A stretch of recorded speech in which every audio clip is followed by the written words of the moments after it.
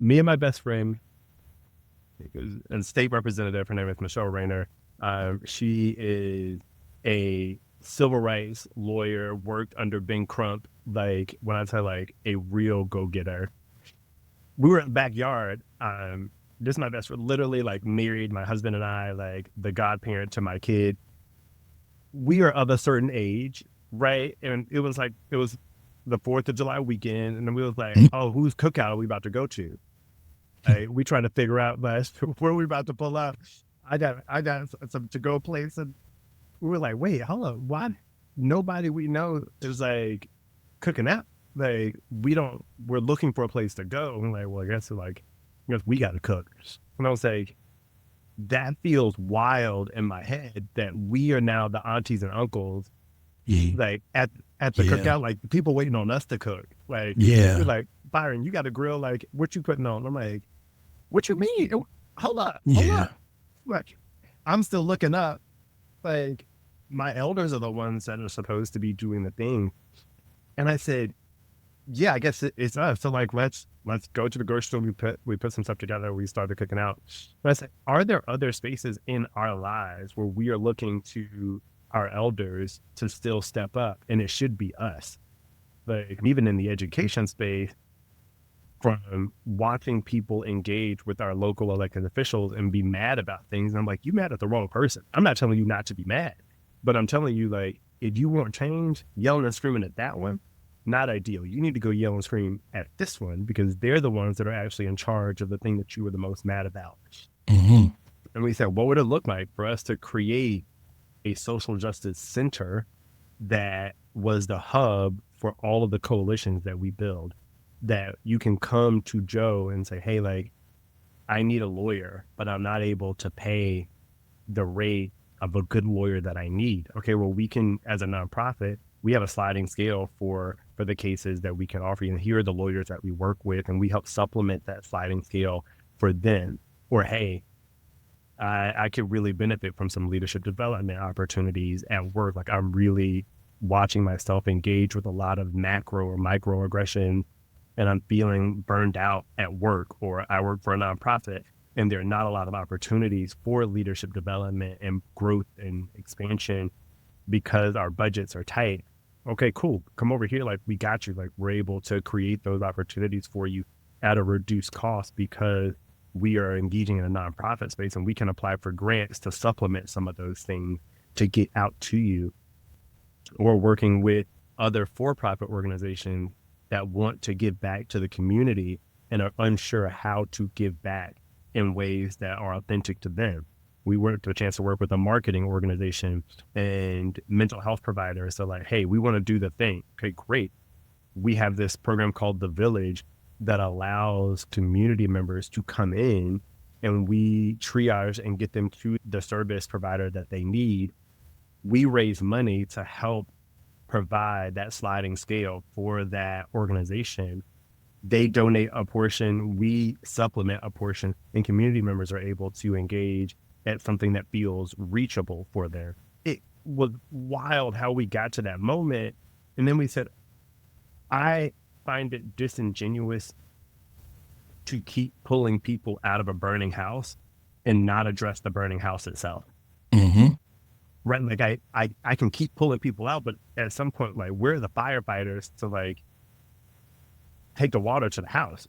That's So right. that is why we take a bifurcated approach, that we are actively holding elected officials accountable and taking pieces of legislation that are often 30, 40, 80 pages long and breaking it down into reasonable chunks for people to engage with.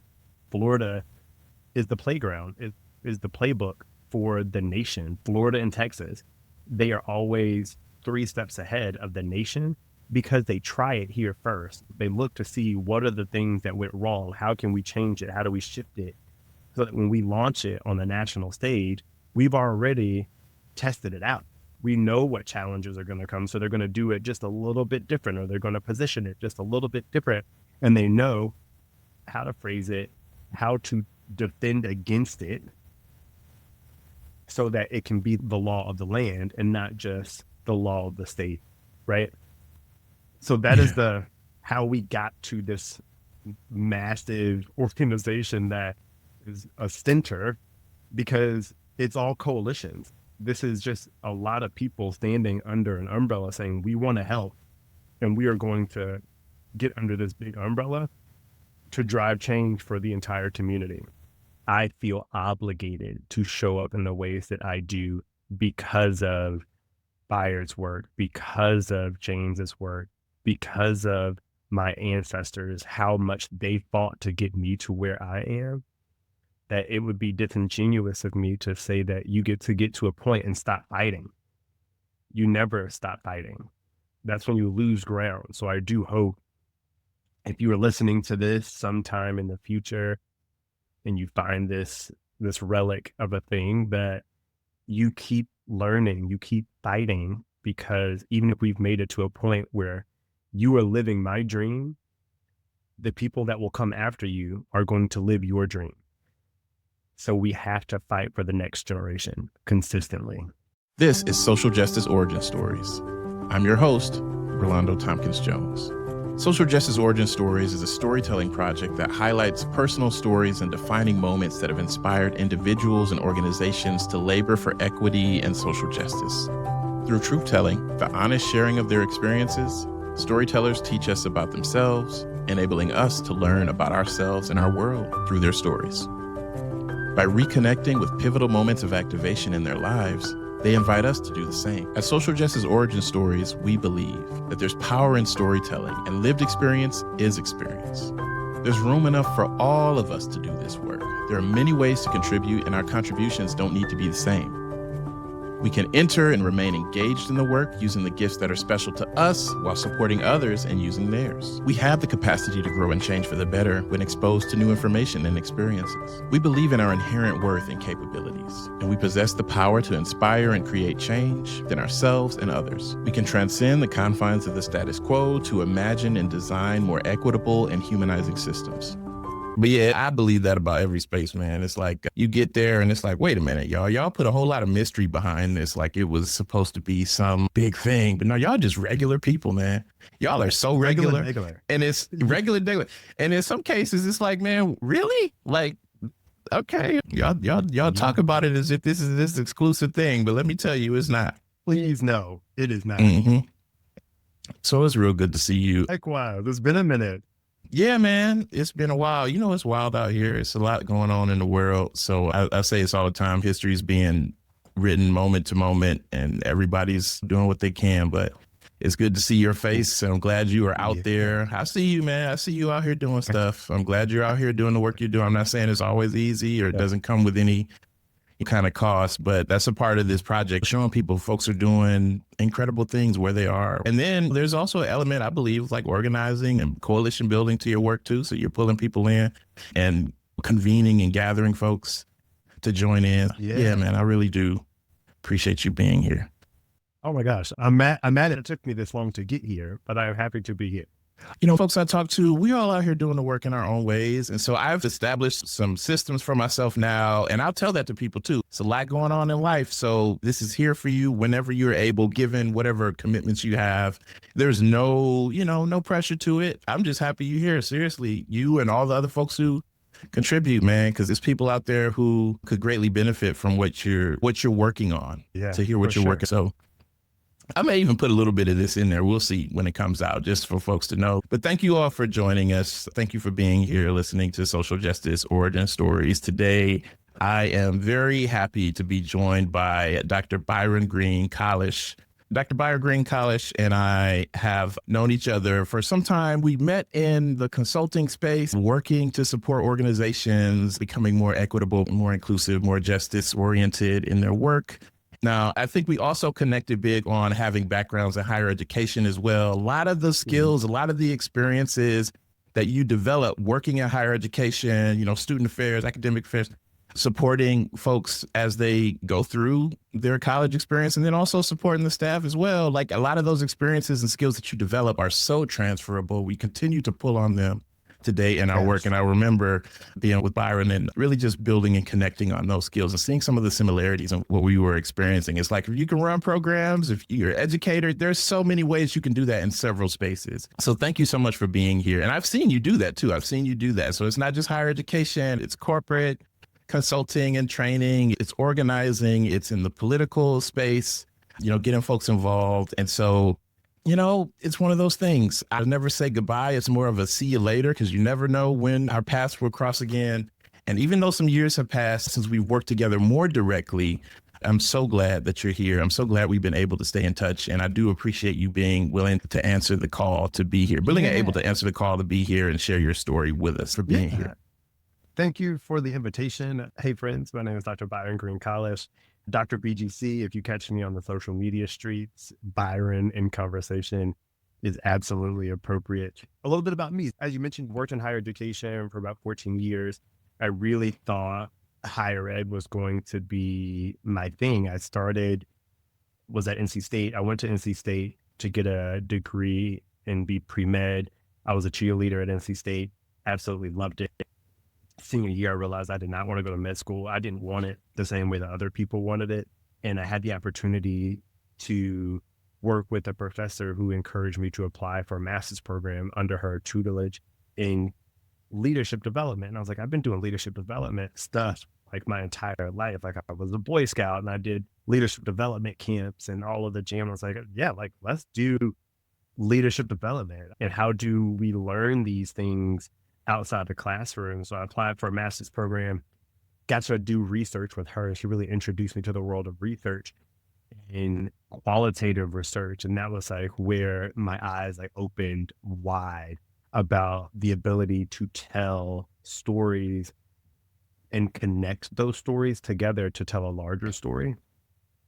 I really did fall in love in that moment. And in the process of doing research and teaching on leadership education, we had a lot of Black bodies being killed by police in that time. And I struggled in those moments because I was like, there is no cultural consideration inside of leadership education. Leadership education is primarily built by white men, and we don't talk about the racial implications of leadership qualities. We just talk about leadership qualities. What do they look like? And I said, this is inappropriate because these qualities look different with different identities. And there's no way for me to talk about that in the way that I want to talk about that this characteristic, how it shows up in white men looks very different than how it shows up with Black women or trans women, or like, y'all would say they are different. You would use different adjectives to describe the same thing. And I don't think that is appropriate. But also in the midst of this, I had this question about like, how are we as faculty members, as research assistants, as TAs supporting our students when we are struggling? That I think I did a presentation called You Fit the Description. What happens when you fit the description? That I would see these campus alerts. So it was like, suspect is 5'11", Black, wearing a hoodie and jeans, walking towards insert part of campus. And I said, I can't tell you how many times I was walking back to my apartment and that alert came up, and I would sprint back to my house so that the police weren't trying to pick me up because I fit the description. And I'm like, I'm trying to support my students when I need help. And there's no literature about what happens when you're in that moment. Finished up my master's program and I applied for a doctoral program because I wanted to still do that research. And I said, we need to have this conversation as practitioners, as people that are working with students on college campus about how are we supporting multicultural education, multicultural competence in racialized spaces. I grew up on the campus of North Carolina A&T in Greensboro, North Carolina. Shout out to the Aggies. That was my like coming of age story. My parents are Aggies, like my family, all of my grandma's kids are all Aggies. So I was going to those spaces and living on that campus. And I decided to be a cheerleader at NC State because one, they were the top 5 in the nation. I had the opportunity to take it. That was where my sport was. And it gave me an opportunity to be competitive for the med schools that I wanted to go to when I started college. But I said, how they talk about it on the campus of A&T looks very different than how y'all talk about it on the campus of NC State. So looking at historically Black spaces and historically white spaces, we are using different strategies to talk about the things. So I wrote my dissertation on it and did about 3 years worth of research to talk about what does it look like for us to use different strategies. What is the impetus for the use of those strategies inside of those spaces? And I think we talked a little bit about, like, if you would have asked me in that moment, I am an educator. And it wasn't until that moment that I was like, am I an activist? Has education become activism in this process? And I think I grappled with that for a few years. I left higher education. I became a consultant.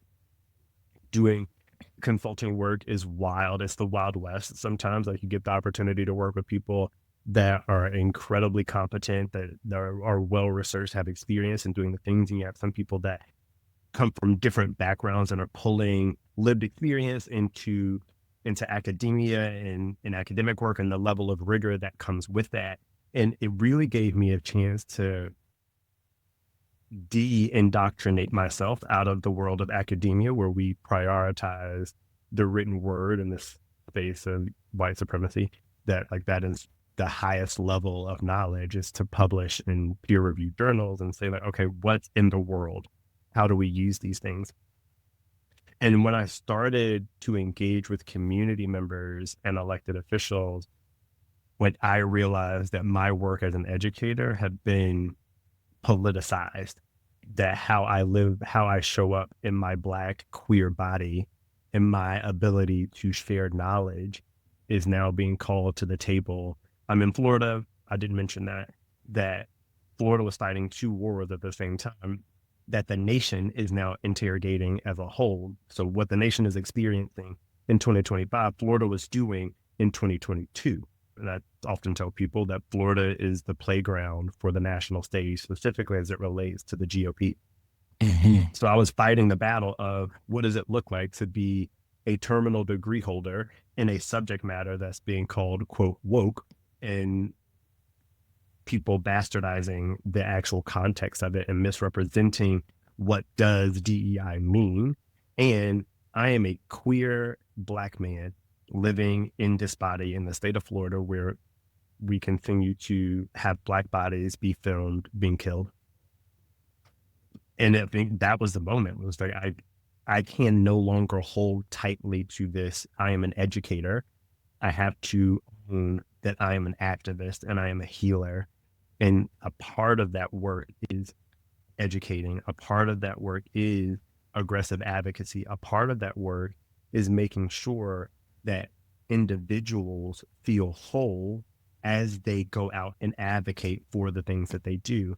I tell people, I believe deeply in collective liberation, that your freedom is intrinsically tied to my freedom, but I can't show up to fight for you if my cup is empty. The need of collective liberation is empathy.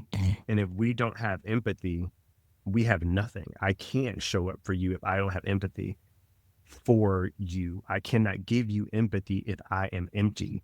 So when I tell people that self-care is radical and necessary in this fight for collective liberation, I do mean you got to take care of yourself before you can even think about showing up for somebody else. And I never encourage people to pour from their cup. I want you to allow the overflow to go to other people, right? So I think that was my journey from being an educator and kind of buttoned up and like, this is what I believe, and holding on to that respectability that, like, oh, I'm going to dress up, I'm going to say the right thing, I'm going to talk a very specific way because I'm an educator and I show up, to like letting go of that, letting go of this idea, this respectability politics, which is a whole nother episode that we could get into. Oh yeah. Oh yeah. To go up and be like, what do we need? What do you need in this moment so that we can do the thing that we need to do? And if it is education, I can provide that. If it is coaching or healing, we can do that. If it is advocacy, we can do that as well. But I need to meet your need before we can go do the thing.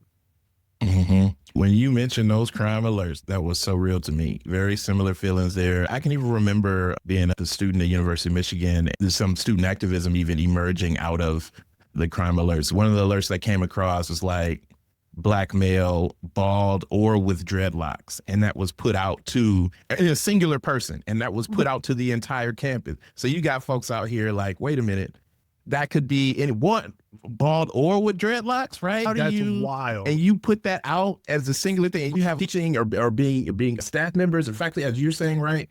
And the experiences. And so when you mention that, man, I'm like, whoo, that's so real. And it happens so often. And I'm also reminded of a really strong value too, or an important value that I feel came out in some of what you shared. That I think about when I'm working with folks too. It's like, who helps the helpers? Who cares for the caretakers? I mean, even when we were working together, right, we're supporting folks, and this is around like pandemic time. It's like so much stuff is happening. Working with folks who are in organizations trying to do the work, but at the same time having their own experiences because they inhabit bodies, they have identities that are also impacted by these issues that are happening locally and nationally. So when you're just sharing that, like, hey, our liberation is connected, and I'm also, it's looking out for folks. It's like, it's not a cliche. You really can't pour from an empty cup. Like, how are you taking care of yourselves? And it's something that I continue to think about too. It's like, who helps the helpers? Who cares for the caretakers?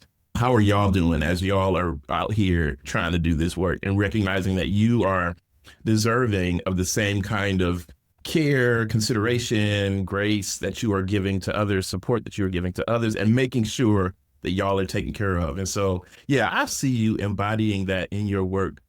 Every time I see you doing something, I see the roots and the common thread of trying to make sure that the people who are out here taking care of folks also need to be taken care of, need to be seen and recognized in the totality of their humanity, right? And I'm just being reminded again, just how much you are so true and dedicated to this work that we're talking about today. I do have a question before we get into talking about justice over everything. So what you talked about, those experiences, how did that then connect to you getting into the radio, podcasting space, storytelling? Is there a theme there or a connection there to your current work in that space as well? I never saw myself in public media at all. Like, that wasn't a part of like my career trajectory. But I think one of the things that I don't know if people notice or people know about consulting work is like, you were spending part of your time hustling to find new business, and you're spending part of your time doing the work. And one of the things that I love to do is do the work. Like, I love working with other consultants. I love getting down to business and working with organizations. I don't love going to look for new business. And as a husband, as a father, I'm like, I got bills to pay. I need healthcare for my kid. Like, there are decisions that you have to make. And I made a values decision. There was a role that came up on LinkedIn, and I was like, hey, this organization needs their inaugural DEI person. And I was like, okay, like, cool. Like, let me see what y'all talking about.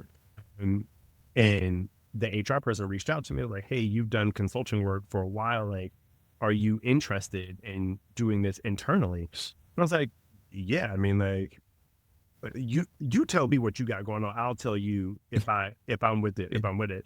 And that HR person, when I said that, he like told me everything.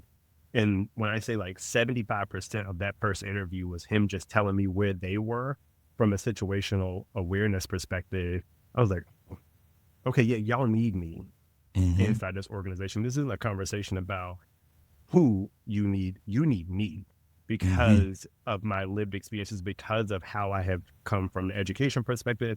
I've worked with these people. The amalgamation that is me is what you need. They called me back, and I eventually met with the CEO. And I tell people as a consultant, one of the things I spend the most time doing is convincing C-suite people that they actually needed our help. Over every organization that I went into, the HR person hired me, the ERG hired me, and they're like, hey, can you go convince our C-suite that they need us? I talked to the CEO of PRX, her name is Carrie Hoffman, and I said, hey, my name is Byron. And she said, before we get this thing going, my job is to hire good people and get out of their way. And I know that we need this role. I want to talk to you about how we work together. I said, wait. And she was like, no, I know I've messed up. I know I have made mistakes as a leader. I know our organization has not handled things appropriately. I want to make sure that we get the right person into this job and give you the space, the capacity, the runway to do the things that you need to do. And that changed the calculus for me, that I was like, okay, if I am willing to go into this organization, and I tell people public media is white, like aggressively white, a lot of very well-meaning people, a lot of very nice and kind humans, but there is a world where there just is not a lot of ethnic diversity. There's also a lot of very liberal space. So I'm like, okay, like, what is it? And I credit the CEO, Carrie, a lot with the work, inviting me into the space. I said, okay, let's do it. And I said, in my brain, I was like, I'm gonna give myself like a year, maybe 2 years to see like what it is. And they gonna show themselves. Like, Carrie's gonna tell me no, I'm gonna have to push back. I'm gonna be like, no, like, I gotta step out. After like 2 years, I realized like this woman ain't told me no yet. Like there've been some like, how do we do this? Like, okay, like maybe we don't do it now, but like, how do we do this in a way that still hits the objectives that you're trying to hit and also works in the framework that we are in? And I'm like, yeah, but like, I'm not a bulldozer. Like a lot of the work as a DEI practitioner in the job is about politics and timing. And like, how are you working across the organization? How are you working across the systems to still do the thing? Because as a consultant, I said, baby, I'm coming in. I'm gonna tell you what it is. Y'all can pick it up or not. My check's already cleared. So do the work. I'm gonna scoot on out. But I've been at PRX for a good chunk of time, and I continue to challenge this organization to show up differently. And then they continue to respond to it. So now PRX is in a position where HR reports to me, and everything about the employee experience is engaged with the organization from the lens of equity work. We call it IDEA. So inclusion, diversity, and accessibility is the really strong piece, specifically in podcasting and public radio, that we don't look at DEI work through HR lens. We look at HR through a DEI lens. We look at our policy work through a DEI lens. We look at our recruitment, our retention. We look at all of those pieces that would normally sit in HR. We look at them through a DEI lens before they go out to the organization, and we challenge it. Every day I'm working with our HR director to change, to shift, even our benefits. Like, how do we change our benefits? How do we push our benefits provider to show up for our employees differently that may need it? We have some trans employees, and I'm like, I want our trans employees to feel the same excitement about the benefits as my cis employees, that both of them are experiencing that have a good experience with you as a provider when they go to their doctor for insert medical procedure. So how do I push you, knowing I got 75 people that I'm bringing to you, and using that money, that contract, as leverage to push you in the direction that is going to benefit everybody? And PRX are storytellers, like, because they support creating a democratized space inside of public media. They wanted to elevate the voices of those that had historically been left out of public media. And I said, you right, because every joke, every SNL skit about a public media something is whitey, white with the tote bags. I said, y'all want to elevate the stories of the people that have historically been left out. It sounded different to me. It wasn't about, oh, this was something that happened passively. Like, no, we know marginalized voices have been kept out of these spaces, and we want to change that. We want to pull more people in. Really was a thing. Like, if I'm gonna go into an organization, I want to go into an organization that has the desire to do the work in the way that I want to do it. And they gave me the space to do this work without asking me to shrink myself. They weren't like, hey, Byron, I only want you to do this. Like, when I told them, I was like, hey, I'm going to start a nonprofit, like, sure, like, do your thing. And I tell people, I do warn people that leave higher ed, the pace and rigor that you use in higher education is not the same pace and rigor that people outside of higher education use and exhibit and do, and having an organization support me in that advocacy work was check, like, let's go. I know what my check is going to be like at the end of the month. I got benefits. My kid can see the doctors that they need to see. That was why I walked into that organization, why I can continue to engage. Yeah. Mm-hmm. Mm-hmm. And I know being in these spaces in the consulting world too, and being able to work alongside you at times, it has meant, and it means knowing that there's a difference when there's buy-in from leadership, right? And where you have to then, as you talked about, like convince, right? And so even as you were describing and sharing your story, I even felt the shift in myself, right? Because that's a distinction, very important difference when you're coming in and the person is like, hey, I already know we need this. I just need to know what you need to be able to do your work so that we can all benefit. That's very different from, hey, can you prove to me why this is important? All kind of experiences I'm recalling now. And that happen in different places every day. Yeah. How are you convincing someone who is in the leadership of an organization and they use the term woke in a ways that have been misappropriated from their original meaning? And like what you say to this person can in some ways dictate whether or not this thing gets funded or that gets funded or folks receive the support they need. It's very different being in that kind of a space in contrast to what you're sharing. You're going in there and you kind of ready, right? It sounds, you telling your story, you're kind of ready for some of that, like, oh yeah. And then, one of the first things that comes out is like, hey, look, I already know we need this. I need to know, like, how are we going to work together, right? They're very different. So even for folks out there who are in that space, that's a refreshing take. And it does change the dynamic in that initial phase, but then it also contributes to changing how we think about the outcomes that are possible too. If that's the orientation we're taking from the very beginning, that sets us up to really be able to do some work where barriers are removed as opposed to put in place other works. So tell us then about Justice Over Everything. Tell us about your organization. Tell us how would you describe the origin story of Justice Over Everything? That wild. So I'm gonna give you the unedited real version. Me and my best friend, and state representative, her name is Michele Rayner. She is a civil rights lawyer, worked under Ben Crump. Like when I say like a real go-getter. We were in the backyard. This is my best friend, literally like married, my husband and I, like the godparent to my kid. We are of a certain age, right? And it was the 4th of July weekend, and then we was like, oh, whose cookout are we about to go to? We trying to figure out where we about to pull up. I got some to-go place, and we were like, wait, hold on, why nobody we know is like cooking out? Like we're looking for a place to go. And we're like, well, I guess we got to cook. And I was like, that feels wild in my head that we are now the aunties and uncles, like at the cookout, like people waiting on us to cook. Like, you're like, Byron, you got a grill, like, what you putting on? I'm like, what you mean? Hold up. Like, I'm still looking up. Like, my elders are the ones that are supposed to be doing the thing.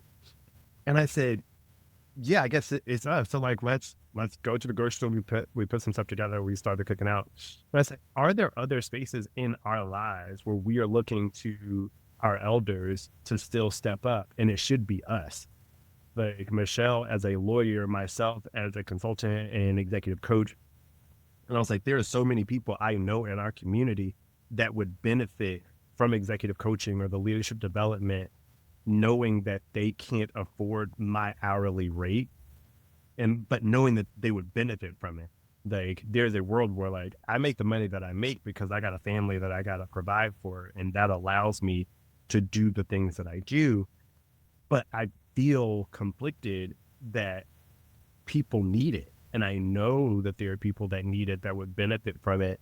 And even in the education space, from watching people engage with our local elected officials and be mad about things. And I'm like, you mad at the wrong person. I'm not telling you not to be mad, but I'm telling you, like, if you want change, yelling and screaming at that one, not ideal. You need to go yell and scream at this one because they're the ones that are actually in charge of the thing that you were the most mad about.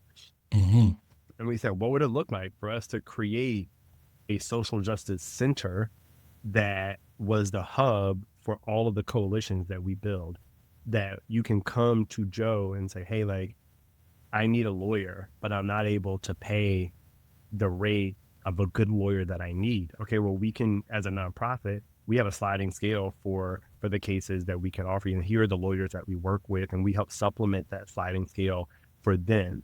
Or, hey, I could really benefit from some leadership development opportunities at work. Like, I'm really watching myself engage with a lot of macro or microaggression, and I'm feeling burned out at work, or I work for a nonprofit and there are not a lot of opportunities for leadership development and growth and expansion because our budgets are tight.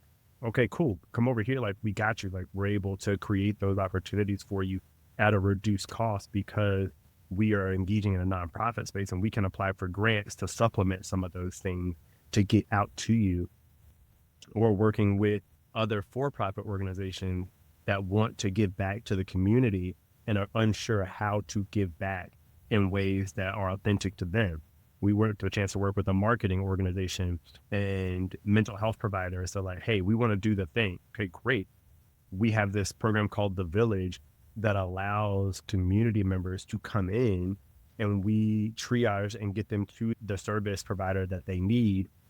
We raise money to help provide that sliding scale for that organization. They donate a portion, we supplement a portion, and community members are able to engage at something that feels reachable for them. So something that was before, like, girl, I ain't thinking about spending $300-400 an hour on a thing, is now within in the reach of you. It makes sense in your world. It was wild how we got to that moment. And then we said, I find it disingenuous to keep pulling people out of a burning house and not address the burning house itself. Right? Like, I can keep pulling people out, but at some point, like, we're the firefighters to, like, take the water to the house. That's so right. That is why we take a bifurcated approach, that we are actively holding elected officials accountable and taking pieces of legislation that are often 30, 40, 80 pages long and breaking it down into reasonable chunks for people to engage with. So we create one pagers and like, hey, this piece of legislation says X on page 2, section 1. It says X on page 3, section 4. It says X on page 15, section 4. Those things mean X, Y, and Z. That is going to impact your community in these ways. If you want to do something about that, here are other organizations that are in your community to help advocate for the change that you want to see.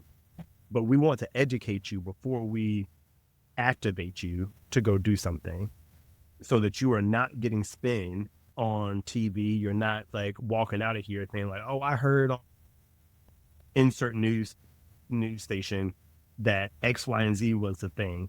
And said, okay, we just had a community member say there's a bill here in the state of Florida called the anti-Sharia law bill. And we said, yes, Sharia law, not ideal here in the United States. Actually, constitutionally, you can't have Sharia law here, but yes, bad. That bill has like 15 to 18 different sections. One of those sections talks about Sharia law. The other sections all focus on creating and designating social justice organizations as terrorist organizations without any due process on the front end. So it would create the opportunity to say that the NAACP is a terrorist organization within a very closed off process that they would not know why they were designated a terrorist organization. Once they found out, they could appeal it, but anything that they lost after being designated as a terrorist organization, sorry about your luck. Why did I get here? Sorry about your luck. You've designated it. And people are like, but I don't want Sharia law. Heard. But this bill has 18 other sections that focus on not Sharia law. And I need you to understand, what does this bill say? And what does it mean to not do this bill? Can we challenge our elected officials to present a different bill that just has that one section that you were talking about, as opposed to the other sections that you are against. You can cut these bills up and send them as individuals, but they package them together because they knew that you would feel strongly about number one and ignore the rest of them. And we want to shine light on the stuff that they are hiding in the bill language that is often very vague. I'm like, oh, well, we'll figure it out in an implementation bill. And they never come back around to figuring it out. We get the chance to work with national organizations because, again, Florida is the playground, is the playbook for the nation. Florida and Texas, they are always 3 steps ahead of the nation because they try it here first. They look to see what are the things that went wrong. How can we change it? How do we shift it? So that when we launch it on the national stage, we've already tested it out. We know what challenges are going to come. So they're going to do it just a little bit different, or they're going to position it just a little bit different. And they know how to phrase it, how to defend against it, so that it can be the law of the land and not just the law of the state, right? So that is how we got to this massive organization that is a center, because it's all coalitions. This is just a lot of people standing under an umbrella saying, we want to help, and we are going to get under this big umbrella to drive change for the entire community. Yeah, and like you say, you know, the system has to be addressed. You got to acknowledge the burning house. It reminds me of, I'm paraphrasing, but what some of Dr. King would say, we look at the beggars and thieves, and we have to consider that. But the edifice that creates those things is what needs restructuring, right? And so I think so much about what you're saying is also aimed at addressing root causes, right? We're trying to go to the root of the thing. And very practical in how you're explaining that. We see you are upset about this particular issue. I am with you there. And also, let's talk about the implications here that aren't being talked about, right? The things that you might not pause to read or to go investigate because this one thing is so activating for you. And let's talk about what that might mean for you. Because like you say, you know, it's creating room for, as an example, like NAACP to be deemed a terrorist organization without their input, without them understanding what led to that designation. And sure, you can contest it. Go ahead and do that. But in the meantime, the narrative is out there, right? And the broader storytelling that people latch on to are still happening. And so I appreciate how you said we want to educate you, you know, before we activate you. We want you to know what's something in your work with Justice Over Everything. It could be a memory, a moment, something you noticed maybe even that reminded you like, yeah, you know what? Not only is this on the right path, but this is a good day to wake up and do this work. Like, this is exactly why we're here or why we try to show up. Is there anything, and it could be a collection of things, but moments, memories, noticings that were affirming to the extent that it's like, you know what, this is exactly why we exist. And I'm glad that we're here doing what we're doing right now. Not saying it's easy. We talked about this. Not saying it's easy, glamorous, or what have you. But like, this is exactly why we are needed. This space is needed. And as you think about that, I do just want to just jump back and acknowledge the realness in that feeling of looking around like, whose cookout are we going to go to today? Like, who? I'll bring the plates or whatnot, but where are we going? And then this realization that, wait a minute, we're the ones now. Like, that baton has been passed in ways that sometimes we have not noticed, haven't always noticed it. Sometimes we might not even always feel ready for it, but like, wait a minute. The people who actually created these experiences are elders, right? Like, okay, all right, it's time for them to like sit down. Yeah, well, let us serve you now. But there's this like, wait a minute, I didn't even realize that it's on us now. So I'm just appreciating, the proverbial New Balances. Yeah. Because that's real. That's real. There are two moments that stand out to me. One, before we were boycotting Starbucks, so before people get in the comments like, Byron was at a Starbucks, there was a barista that was working at Starbucks, and she said, Byron, I really appreciate you taking it to our elected officials in the way that you can, because I can't get off work to go do it. And here in the state of Florida, I live in Tampa, we're 4 hours away from our state capital. So having the privilege of being able to, one, drive 4 hours to the state capital and spend an elongated amount of time talking to politicians, developing relationships with aides, and talking to lobbyists about how do we move this, how do we change, how do we strategize and activate our community members. this barista was like, I relying on you to help us do this because I know you're going to do it in a way that is looking out for us. And I was like, yes, absolutely. And I still get to see this person in community. And I still very much appreciate the work that you are doing. And I think there was another moment while I was in Tallahassee. I was actually coaching an elected official, and they were like, I just need 5 minutes. They were debating a bill, and they came back, and I was in their office. We had a session right before they went onto the floor.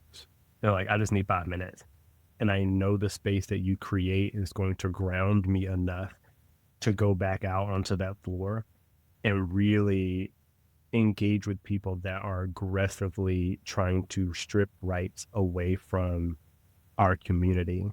Mm-hmm. And I don't want to pat myself on the back or like, yay me, but knowing that the spaces that we create as an organization, the people that we bring to the table, that through coaching or through community work, knowing that the fighters need that space to say like, I just need to be regrounded before I get out there.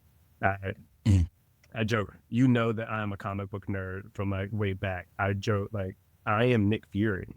Like, I know I am Nick Fury. My job is not out on the front line. My job is to make sure that every Avenger, every superhero that comes back gets the things that they need. If it is resources, if it is time, if it is space, if it is a moment to just take the cape off and be seen as a human and give them that fortification to go back out into the world and do those things, that feels like I am doing the thing that I was called to do in a way that nobody else can do it. And I know that this moment is so integral to unprecedented times. And my God, I would like to live in unprecedented times. Like, I'm so of being in unprecedented times.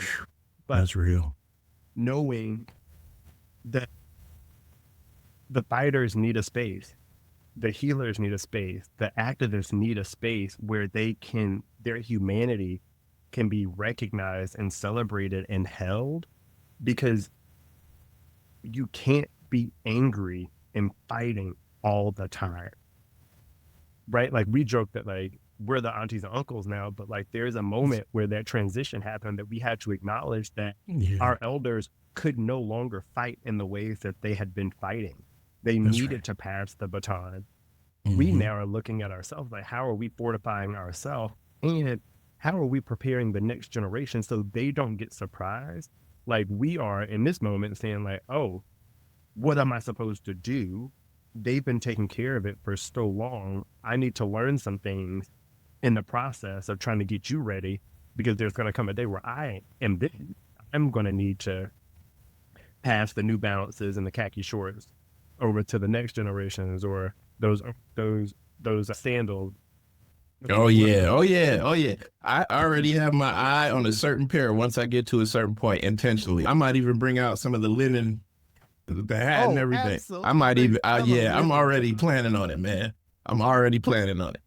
Because to get to that age is such a privilege that there are so many our siblings out there that lost their lives before they had the chance to be aunties and uncles, to be parents at that older age. That the gift of age and wisdom is a privilege that sometimes we push back on, or we're like, oh, I don't want to get old. I'm like, no, like, getting old is a gift. It is. And we should cherish it because it comes with wisdom and knowledge and so many other things. I'm not kidding you, man. I have a whole wardrobe shift on the way. Yep. Oh, yeah. And they are going to be tired of me. They are going to be tired of me. Oh, I tell my kid is 12 years old. I'm like, oh no, the embarrassment's coming. Oh, it's coming. It's coming. Please, it's coming. Please no. See me coming through with these white tube socks. You know what time it is.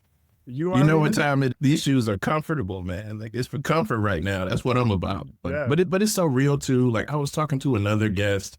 It might even be a year or so ago at this point, Shannon Cohen. And one of the things she talked about that I'm bringing back into this is that, we deserve to grow old, right? So It is a privilege to age, and not everybody gets to do it. And everything you're saying around how are we fortifying ourselves, how are we taking care of ourselves, and then also making sure the next generation is set up in a good way to keep the work going. There's a part of me, Byron, that really grieves. I'm preparing to talk to a group soon about some of this stuff, and so it's all coming back to me. But there's a part of me that really grieves the elders who have gone on in this time, right? So I am imagining spending your whole life fighting for racial justice, social justice, equity, and to end in this time. And then there's a big part of like, man, y'all deserve so much more than that. And then there's another part of me that's just reminded like that was part of it too. It's like you do it anyway, knowing like this is as far as I can take you. The hope is that you are able to continue that, but knowing there may be some ebbs and flows, some shifts, some backlash, all these things, but doing it anyway because it is the right thing to do. So yeah, man, it's such a powerful theme, an important thing, and desiring your work you have to take care of the people who are doing this work. And it has so many important implications, man. It's like, you know, it's for us as we do this work. It's also for the future generations. And then also, like you said, too, we're looking at the elders and they're not able to do it in the ways that they did it, appreciating what they did. How can we even support them? But then recognizing that at some point we will also transition and be them as well. So it's very, as I'm listening to you talk about all this, it's like, it's very dynamic. It's very engaged. It's rooted in the past, but then it's also rooted in the present and the future. So many things are coming up for me from what you're saying and just the appreciation of it all and just understanding like the realness and the gravity of it. So I just really appreciate that you all are out here doing this work, man. And even hearing that, oh, I'm glad you can engage them because I can't get off of work to do it. And it's like, yeah, you know what? That's a good reminder there. Not everybody is, it doesn't mean they don't care about it. There are other things that sometimes, and by design, I will say, by design, that are designed to keep folks from engaging in this way. And so that you all are able to do that and bring that information back to the people so they can be informed and engaged in their decision making is just so important. Who are some of your influences? Who are some of the people, as you think, across your experiences? It could be people, it could be books, it could be, you know, forms of media, what have you. Like, who are some of those folks that have contributed to forming the person that is you and the lenses that you use to approach your work? Number one is my mom. My mom and my dad both were public servants, both gave so much of themselves every time that they had the opportunity to do so. My mom was a nurse, worked in public health for years, and I watched her care for so many marginalized people that she was working with the unhoused. She was working at church and doing screenings for people that were afraid to go to the doctor, that she was a hustler, that when my mom left my bio dad, she was still out there like busting her hump to make sure that I had everything that I needed. And I think, we had this conversation recently because everybody's in therapy right now, that like, which we very much believe on Black people. I need y'all to go to therapy, go talk to the lady. But we had this conversation with like, I felt like did I push you in ways that you weren't prepared for it? And I said, no, I don't think that you pushed me, but I never saw you struggle. Because she was such a hustler that when I struggled, I thought something was wrong. I was like, well, my mom was able to work multiple jobs and do this and that. And she was like, no, I wasn't back struggling. I just didn't need you to see that in that moment. And I think that really shifted our dynamic in a parent-child perspective of how I could learn differently or how I could see her experiences differently. My dad, phenomenal man, literally met me when I was like 11, 12 years old. He was captain in the sheriff's department, but his level of emotional intelligence as a Black man changed how I saw masculinity. Like I saw my dad cry in moments that were hard for him, and he didn't hold masculinity as something fragile, but very durable, that it did not change how he showed up in the world. He loved me and my mom and my little brother and my sister in ways that were practical. Like I came home from college and he could fill my gas tank up. At one point he like made sure my headlights were like clean, and he wasn't always the person that was like, I'm gonna like hug you and love on you and do the things, but like he was soft and strong at the same time. And I think that something that set me up to start off my process, like going into the world. How do I show up in this moment? It's okay for me as a Black man that exists in the body that I do. I lift 6 days a week. I'm a large framed, muscular Black man that I can hold masculinity in ways that make sense for me, and I can show up in my body and invite people to engage with me in ways that are very different than what the media showed me on TV and outside of our house. Outside of two of them, historically, Bayard Rustin and James Baldwin. I don't need to be the person in front. I actually recognize I do better work when I'm not the person on the front line, but I do need people to know that I exist.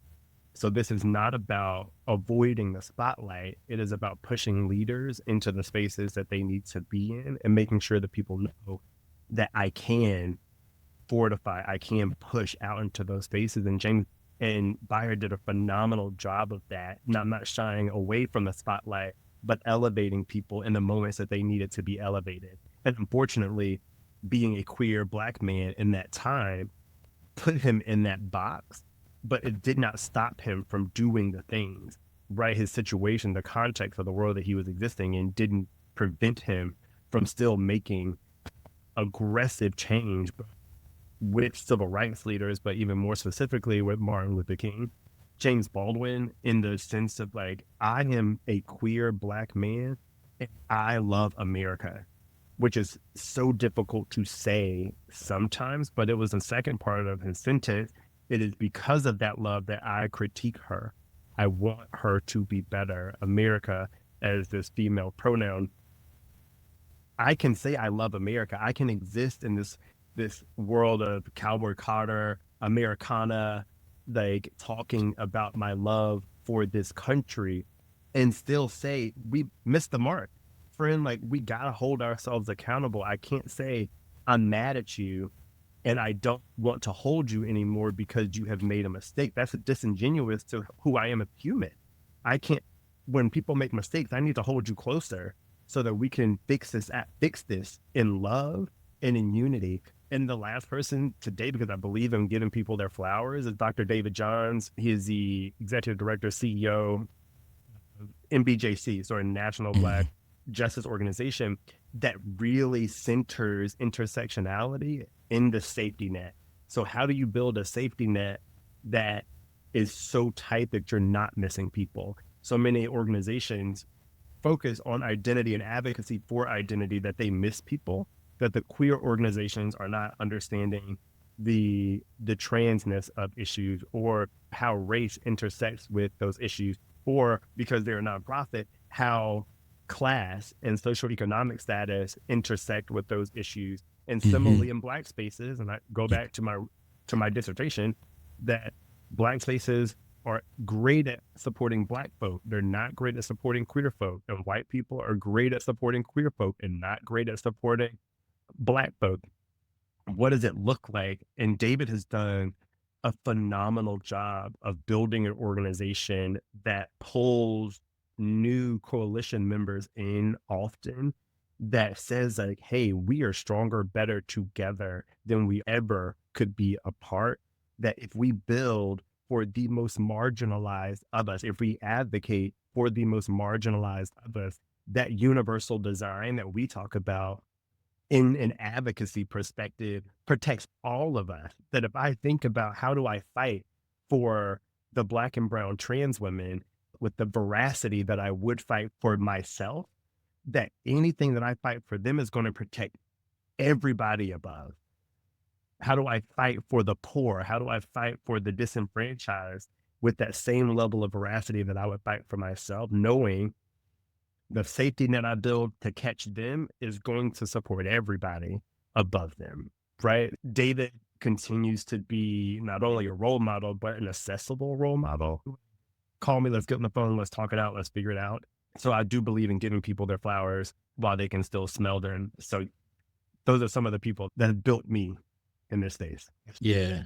I appreciate you naming that. That's a part of why this project exists too. There's multiple reasons why it exists, but one of those things is for us to think about the people in our lives who have contributed to shaping us and bringing us along the way. and to the degrees that we can, sharing the gratitude that we have for them. Because this whole thing, looking to the past, we're in the present, we're thinking about the future. I'm sure there are even times in your own work in space where certain affirmations and things we don't always get, but we still doing it no matter what. But just recognizing that sometimes people don't get the flowers that they always deserve. So doing that. And then it's also very much like when you shared your experience talking to your mother, and like I was struggling. I didn't need you to see that, and how that shifted your dynamic too. A part of this project also gets at like a lot of the people that we admire, that we aspire to be like, or appreciative of their stories. It's like there are certain aspects of their stories that we don't know. And there are folks who might be even looking at us in that way. And so through the process of us sharing our stories, we then provide some visibility into what our experience has been like, so that someone else who might be looking at us in a particular way still, hey, continue to do that. And also know we're still figuring this stuff out every day too. Like, I don't want anybody feeling like I'm up here, you know? And so that's a part of what this project is for and what it's about too. And so I just, a lot of affirmations for you through this thing. But one of my highest performing LinkedIn posts I did last week, and it was about failing and how I failed hard. Like, I had so many people reach out to me privately, like, oh my gosh, thank you for sharing this story about, like, and this is on LinkedIn, everybody shares their wins on LinkedIn. I was like, nah, my guy, I fell flat on my face. I thought I was about to be the bomb.com or something, and flat, just like in a way that I had not expected. And like that ego hit, like I could do this. And I fully admit, as a consultant, there are so many things that you learn to do. I was like, oh yeah, I can do that easy. And I think that post in like a week hit like 900 impressions in less than a week. And I was like, that's wild that me sharing my failure resonated so much with people in a world where we are just saying like, hey, here's this other highlight reel. Here's all the wins that I had. And I'm like, nah, this is not easy. Like, but thank you for giving this space to tell and highlight those stories. And I would be remiss to not talk about the support networks that we have. I know we both talked about our spouses and like the support that they give us, to the space, the agency to do this work, because it also takes away from them. Like, my husband is often like, you going to another community event? I'm like, yeah. Like, you want to go for a date night before I go to this meeting, or do you want to meet me up after? They're like, okay, like he will say, like, I know I have to share you with the community, but having a partner that is willing to give, to allow me to give, is equally as important. Yeah, that's right. And then also pouring back those principles into that relationship and dynamic too, right? But yeah, that's the part of it, making our experiences accessible. That's a part of what this project is representing. I'm glad to have you be a part of it. In that same vein, it's like I'll see certain people, like here's a picture of King or Malcolm or somebody with their family. And I would sometimes wonder, as I'm learning about this stuff, like, and maybe not everybody thinks about this, but I would sometimes wonder, like, all right, I see that picture. Was it like a snapping the picture and we're actually getting to spend some time together? Or was it like, hey, y'all, come over to the couch real quick because I got to get on the train. I got to get on the bus. I got a flight to catch. I got to go. And I don't know. But I do recognize the amount of sacrifice that it takes. And some of those stories that's underneath a lot of the things that we do know publicly, it came with a lot of sacrifice. So having folks in our lives who are supportive and understanding is so important, because that work is accomplished because of those support networks. I have these 3 prompts that I share with everybody, ask them to respond. It's just a snapshot in time. There's no wrong way to do it. You can say as much or as little as you want to say. It's a finish the statement thing. I'll say a prompt, and then you can share what you'll have to say there. Again, if I ask you this like 6 months, a year from now, it could be different. It's just where you are right now. Okay. So finish the statement. True social justice is possible when? True social justice is possible when, one, everyone is included and given the space to live in that space authentically. And it is also true social justice is possible when I can show up wholly. me as a person, as an individual, can show up to the party, to the protest, to the Capitol, wherever, as a full individual capacity at 100%. My approach to social justice is shaped by All of our ancestors.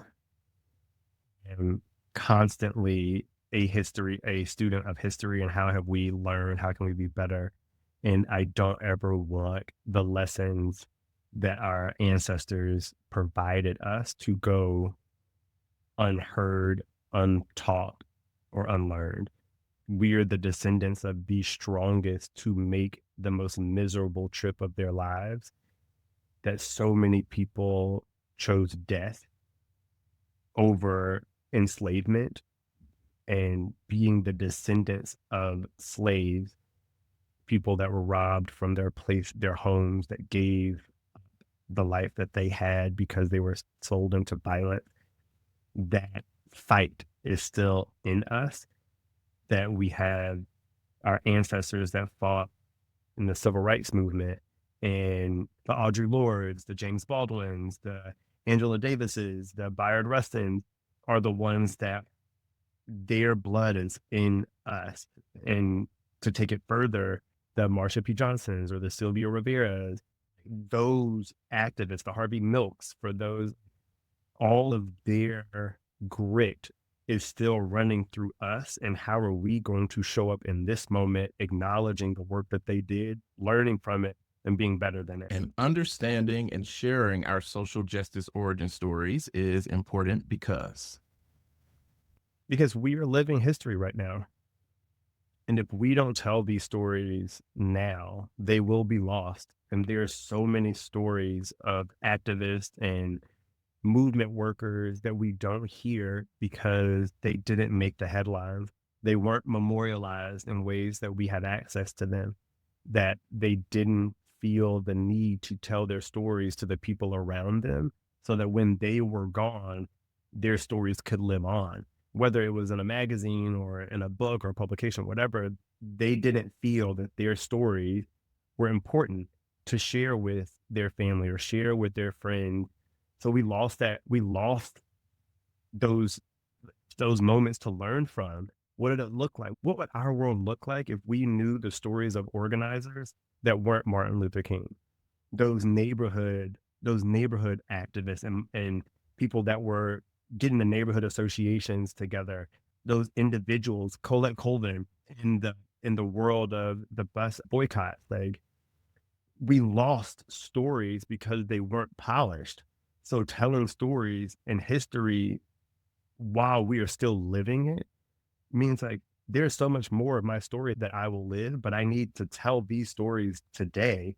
So at least if I don't ever memorialize it again, we captured it up until this point. So my next question, in the same ways that you've named some folks who have influenced you, there's some famous folks you just went down the list and named some folks we need to learn more about and honor. And the same ways you found them somehow in your journey, you came across, it could be their writing, their works, their stories, and it supported you in the ways that it did. My honest belief is that these narratives, this storytelling that we're doing right now, you talked about us being living history, right? We're living history right now. And my hope and my belief too is that this conversation, this very conversation that we're having, and the stories of the others who have participated, like the collective storytelling of folks who have participated in this project, will find people, in spite of, just like we find it, in spite of some attempts at erasure, some attempts at limiting access to the information. I do believe that this will still get out to people in the future. And so for future generations who may come across this many, many years from now, what would you say to them? What would you want them to know? Ooh. One, I am doing the things that I am doing today so that you have a better life tomorrow. But that doesn't mean that you need to stop fighting for the people that are going to come after you. I feel obligated to show up in the ways that I do because of Bayard's work, because of James's work, because of my ancestors, how much they fought to get me to where I am, that it would be disingenuous of me to say that you get to a point and stop fighting. You never stop fighting. That's when you lose ground. So I do hope if you are listening to this sometime in the future and you find this this relic of a thing that you keep learning, you keep fighting, because even if we've made it to a point where you are living my dream, the people that will come after you are going to live your dream. So we have to fight for the next generation consistently. And the last question, if you could put a title on your story, what would it be? And what I end up trying to do is like work that into the title of the episode. I think I would call this Rebuilding Home. Like, I always equate the space that I create for people to be vulnerable to our ideas of home and the homes that we create for ourselves. Maybe not the homes that we grew up in, because sometimes recognizing the trauma that comes from that, but the home that you choose to create is the space of vulnerability and refortification.